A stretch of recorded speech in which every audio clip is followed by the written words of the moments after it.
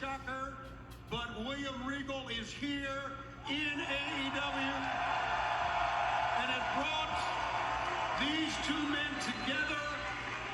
I have worked with this man for many years. It is great to see you, your lordship, back standing beside of you.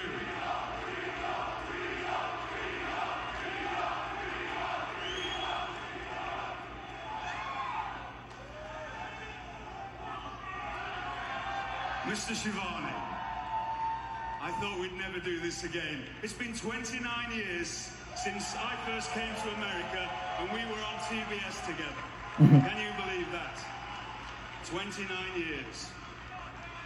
Time has flown by. And my time is flying by. I'm 53 now. And let's face facts, I've lived more than the hard life. I've made it that way. Through battles in the ring, through battles with myself. And it won't be that long, let's face facts. Probably in the next, I don't know, till I'm 65, 12 years, till the wife's pushing me to the sunny window so I can look out while a bit of toast is dripping out of my mouth. Because I know that I'm not long for this world. Too many empty bottles, thousands of them, and a few broken hearts, sweetheart. I see you haven't found a decent sailor in all that time either. Look at you. Now, I won't go there, Tony. What I'm out here to do, obviously to be with these incredible gentlemen here. But this is the first time, please allow me, this is the first time that I actually get to thank you on camera, because 29 years ago when I came here, we don't need to get into the story now, but you helped me in more ways than you could ever imagine. And that's why I'm here today. And you were one of the first people that really helped me when I came here. Wow. Enough of being nice. As I say, time's ticking by. And obviously, I am no longer required in my old job. And for 2 months, I've sat at home and I completely and utterly checked out of this industry that I've been in for 39 years this year. And then somebody told me that my friend, Bryan Danielson, had mentioned me on AEW Dynamite.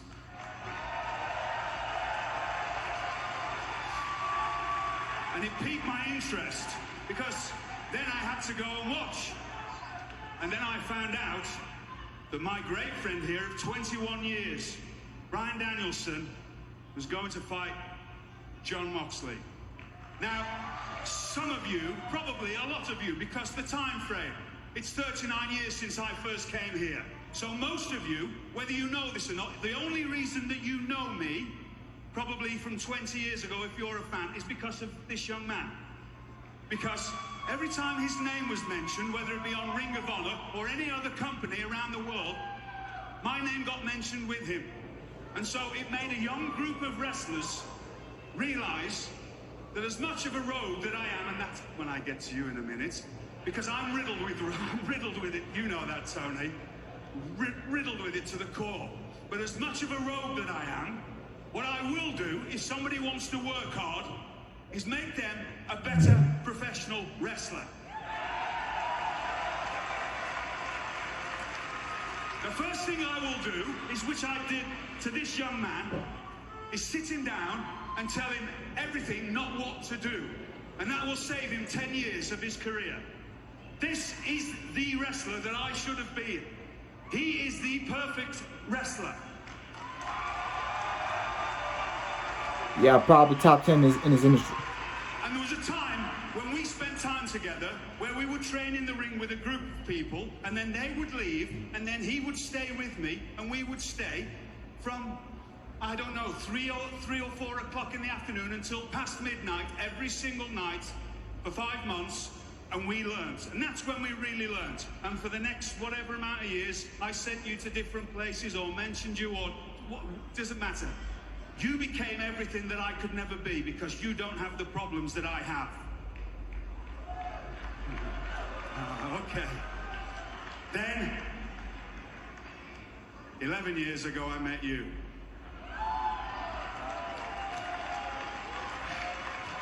And for a whole year, the psychological and physical problems that we put upon each other would make the devil cry. So when I knew that you two were going to knock the stuffing out of each other on Sunday, I thought it was time to come along. And because you're men and you did it the right way in the ring, I thought I'd seen enough, and so I came out and I thought, what better could this younger generation of wrestlers have than the perfect combination? The perfect wrestler and the perfect and utter sadistic person that will take things to a completely other level. And so that's why this team is together. And just a warning to every single person that steps in the ring with them. You will not like the outcome. And you either will step up or you'll get stepped on. Damn. Fuck, nigga. Oh.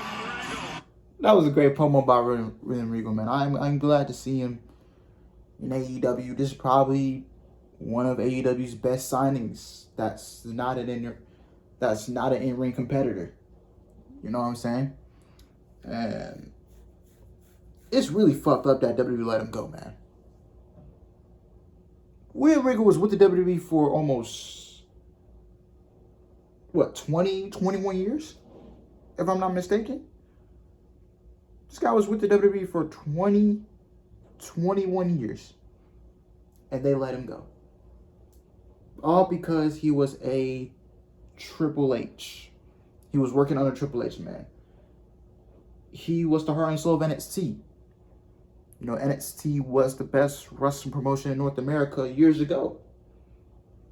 You know, you had Adam Cole on your roster, you had Johnny Gargano, you had Ricochet, Aleister Black, the Undisputed Era, the Viking Raiders, Pete Dunne, Tommaso Ciampa, Street Profits, Seth Rollins, the whole Shield, basically.